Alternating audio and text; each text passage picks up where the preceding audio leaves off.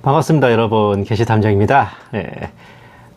오늘 두 증인은 누구? 이제 니고데모 복음서 이야기입니다.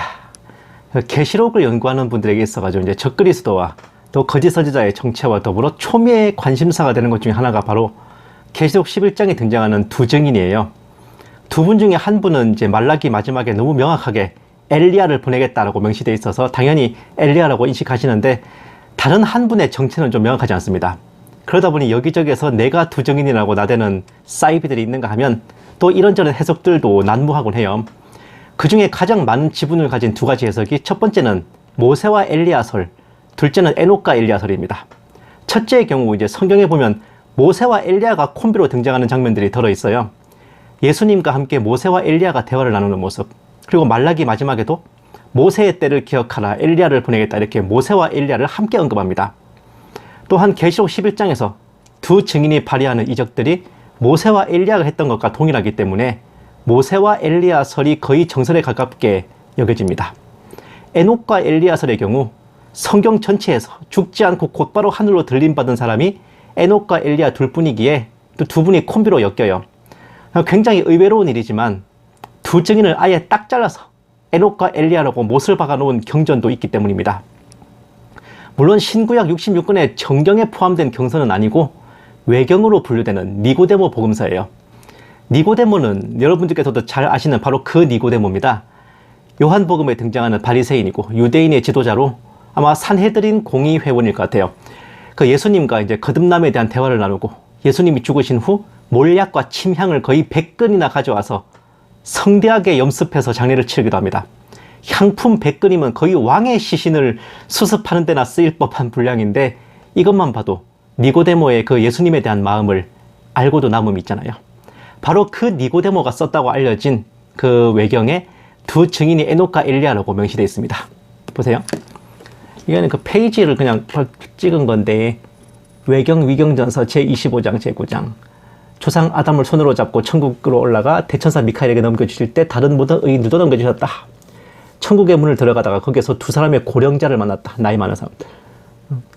거룩한 조상들은 이 두 사람에게 말하기를, 죽음을 보지 않고 지옥에 내려간 일도 없고 육체나 영혼도 그대로 이 낙원에 살고 있는 저분은 어떤 분입니까? 그 중에 한 사람이 대답하기를, 나는 하나님의 마음에 들었던 에녹이라 하며 주님께서 나를 이곳으로 옮겨주셨습니다. 그리고 이분은 디셉 사람 엘리야이며 우리 두 사람은 세상의 종말까지 살기로 되어 있습니다. 세상의 종말이 되면 반그리스도가 일어나는데, 그때 우리는 하나님으로부터 보냄을 받아 반그리스도에 의해서 죽임을 당하게 됩니다. 그러나 사흘 후에는 다시 부활하여 구름을 타고 주를 만나기 위하여 데려가게 되어 있습니다.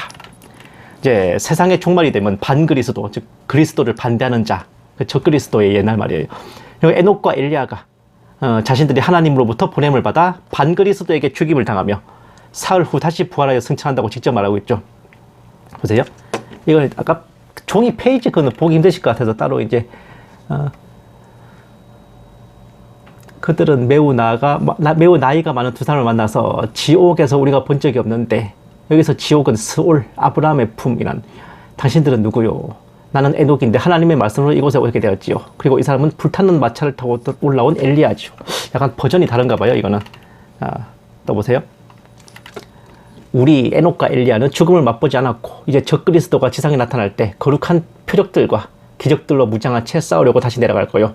우리는 예루살렘에서 적그리스도에게 살해되고 3일 반이 지나면 다시 살아서 구름을 타고 올라올 거요 라고 대답했다. 이 번역이 좀 더 정확한 것 같아요. 그런데 이렇게 되어 있으니 두 증인은 에녹과 엘리야다 라고 결론 내리기에는 뭔가 묘합니다.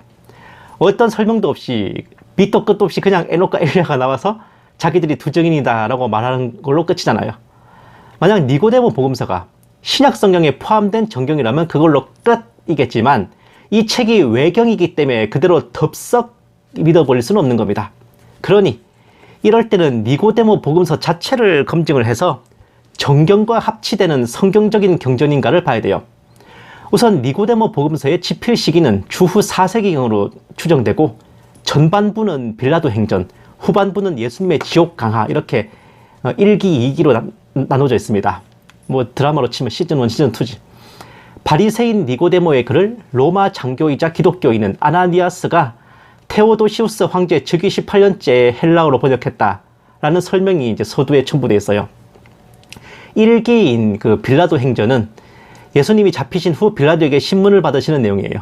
사복음서에 나오는 해당 부분과 거의 비슷한 장면입니다.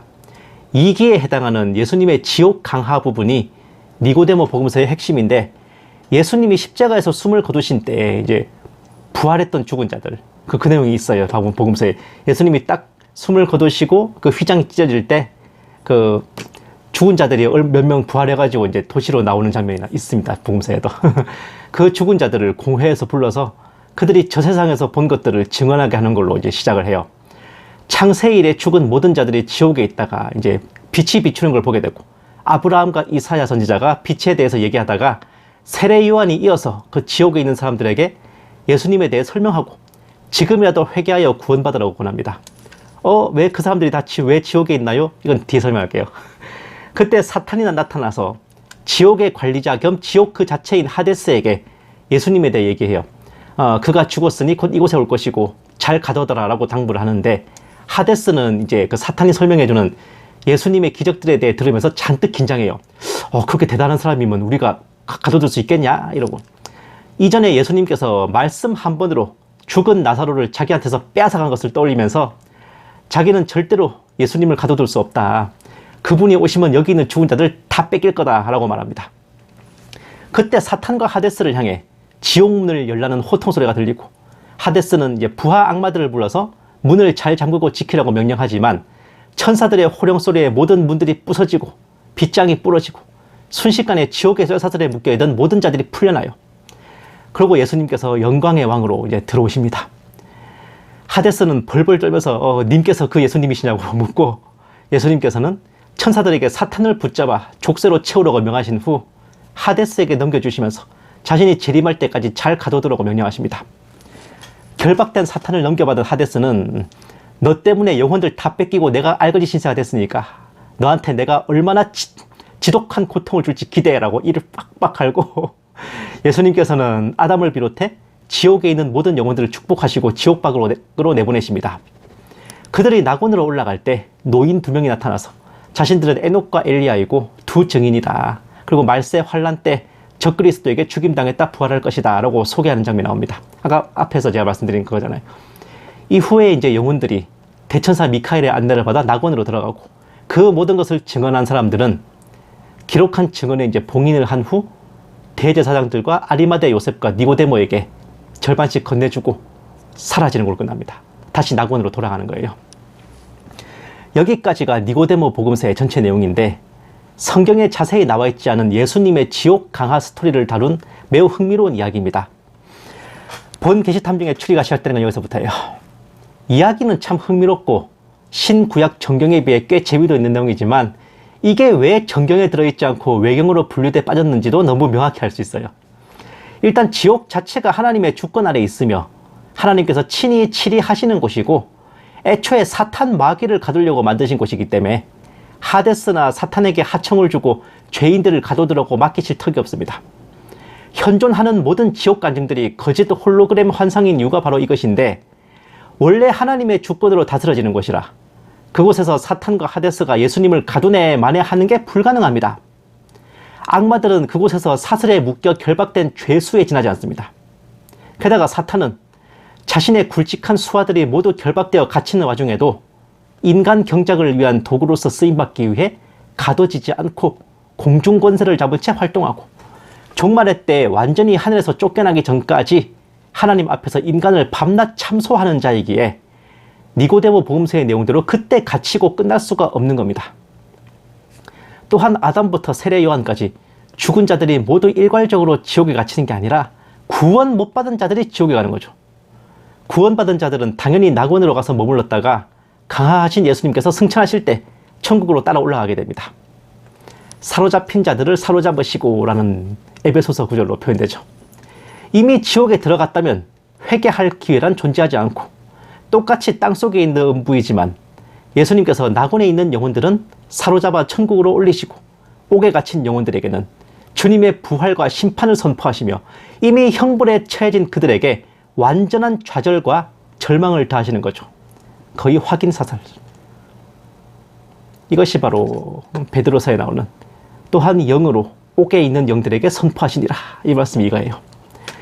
그러니 니고데모 복음서는 성경이 말하는 낙원과 지옥, 심판에 대한 교리들을 잘 이해하지 못한 채 서툴게 인용해서 잘못 표현했거나 혹은 성경에 자세히 나와 있지 않은 예수님의 지옥 강화 부분을 왜곡하고 확대 해석해서 한 편의 소설을 쓴 거라 보는 게 맞습니다. 전반부 빌라도 행전의 경우 복음서에 나오는 예수님의 재판과 죽으심 내용을 거의 그대로 갖다 붙여 재구성한 거기 때문에 크게 교리적 문제는 없지만 후반부는 제대로 비성경적 오해와 오류가 드러나고 있어서 그런 이유들로 인해 니고데모 복음서가 외경으로 분류돼서 정경에 포함되지 못한 겁니다.